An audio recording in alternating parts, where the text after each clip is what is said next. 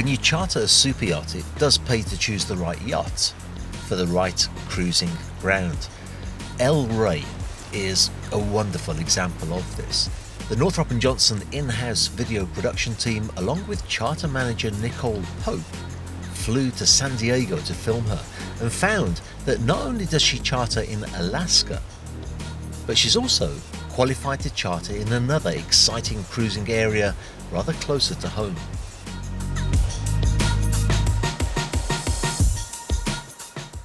First though, Nicole gave some details about the yacht itself. So El Rey is a 116-foot yacht. She's kind of a little bit unique in the sense that she's got a nice balance between being like a steel hull explorer type of yacht, but also mixed with like a nice super yacht finish. So you get really nice balance between having that adventure style, but still getting the super yacht amenities. She's really nice and nicely appointed inside. When you walk in, she looks modern. She's got the hardwood floors, she's got modern furnishings, but she still feels cozy and warm and very family friendly. She's got main salon where a lot of people hang out. She's got the usual like lounge area with the sofas. She's got a formal dining table over there that can seat up to 10 guests. And then you walk through and she's got an open plan galley, which works really well for this boat and for the kind of demographic of client that she accommodates and the areas that she cruises in. The galley is open, so you're right there with a chef. You can interact with a chef while he's cooking, and then right opposite the galley is a bar.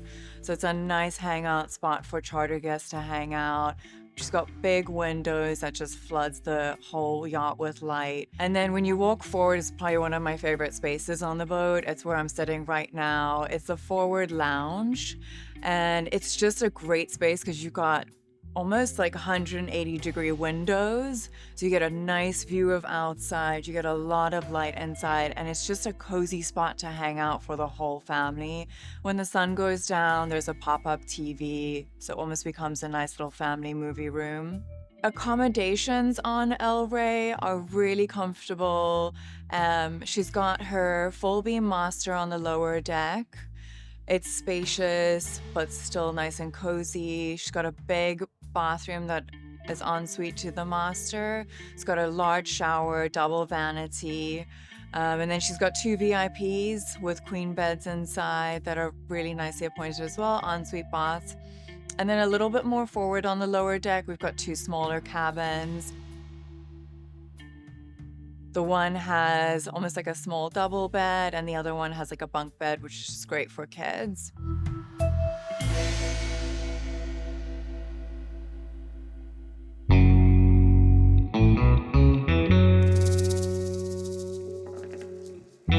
Captain Parker Roberts too explained some important details about the yacht.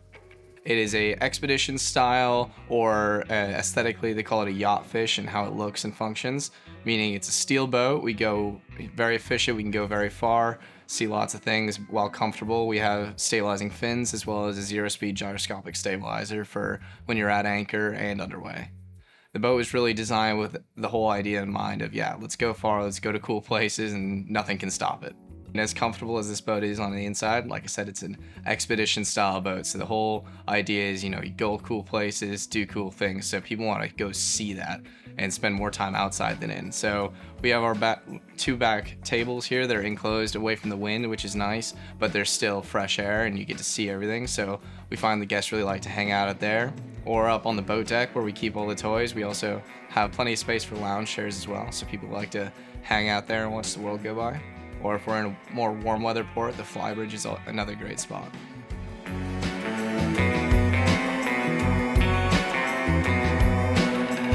So, both Alaska and Mexico have been mentioned as cruising grounds, both very different climates and very different locations.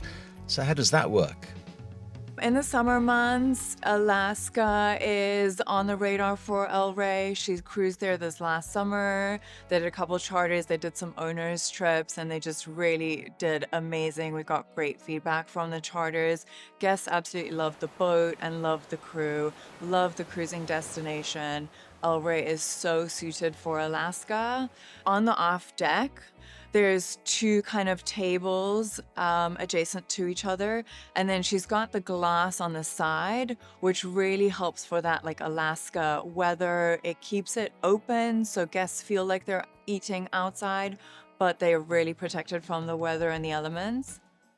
In the winter months, she's going to go down to Mexico, and she's going to cruise the west coast of Mexico, Baja California, kind of La Paz, Cabo area. They've got some great itineraries set up. And that was what really made me excited about kind of getting El Rey into my fleet, was just that this boat has so much experience in Mexico. The crew are well versed in the area. The captain knows the area really well. He's got great itineraries already set up. The boat is very well suited for that area with all the fishing gear and all the fishing equipment. Their setup is perfect for it. And they're legal to charter in Mexico, which is rare. You know, we're always looking for super yachts that are actually legal and experienced to charter in Mexico. So that's what made me really excited about having El Rey.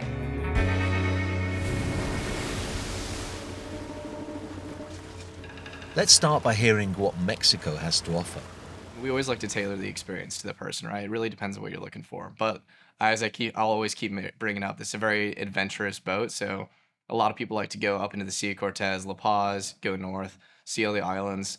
There's tons of these little islands with these small communities that most people will never hear of and will never see. Even outside of the scope of like the Nat Geo magazine kind of things. It's stuff you truly will not experience unless you go on kind of one of these one-of-a-kind little trips. But the Sea of Cortez is probably one of the most beautiful places on the earth and one of the least well-known. You see whale sharks, you can fish, you can scuba dive. It's just one of the most amazing places. So we really like to cruise around all the islands there and weave up along the small fishing villages. It being a yacht fisher, we have tons of rod holders. We're totally equipped. We have all our tuna rods, trolling rods, bait casters. We're ready for all kinds of stuff. And we definitely have lots of experience, well, trolling for big tuna or chasing down marlin and swordfish. On the subject of fishing, Parker also referred to something called mother shipping that sounds like a fantastic way to enjoy a fishing-based charter. Particularly in Magdalena Bay, this is becoming a bigger trend. When you have your 60 to 80 foot sport fish, go fast boat that, goes about 25 knots and they chase down fish all day, especially for these big tournaments, they tend to take a bunch of people on these boats, more than they can accommodate overnight for a 3-4 day tournament. So what you want to do is find a boat ideally like El Rey, where we're steel hull heavy boat with zero speed stabilizing, where we can anchor out somewhere. We can pump fuel to those go fast boats when they've burnt up all their fuel during the day chasing the fish, and then we can help sleep and feed and accommodate all their friends that they can't fit overnight on those smaller boats. And then the next day they get back on the small boat and go chase fish again. And I think that's also another element that's really great about El Rey. She's got a really nice, it's an open, casual feel, and the crew are really suited for that as well. There's a lot of interaction between the guests and the crew. So it's a casual, friendly type of service. And this is definitely a wonderful crew to be with to enjoy both Mexico and Alaska.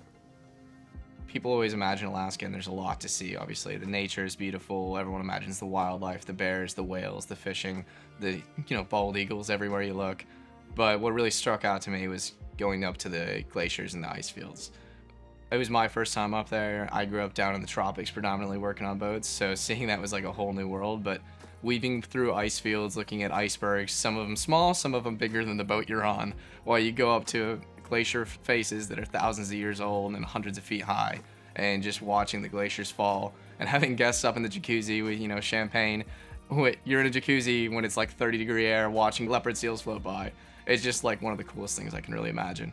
And we have a server of hundreds of thousands of TV shows and movies and everything downloaded onto the boat. So if we find ourselves outside of cellular internet range, like you do out in Alaska, then we always have that. Or we also have Starlink and cell service and everything like that, which is our internet and cell and everything, so we can stream Netflix even out in the middle of nowhere anchorages, which is pretty amazing because you go outside during the day and you experience some of that the nature that no one else gets to see, and then it gets dark and cold and you come inside and you feel like you're comfortable at home. It is an expedition yacht. We go really cool places, so The idea is not to sit on a boat and watch the world go by, but to go out and be a part of it and see those things and do those things in those places that no one else gets to.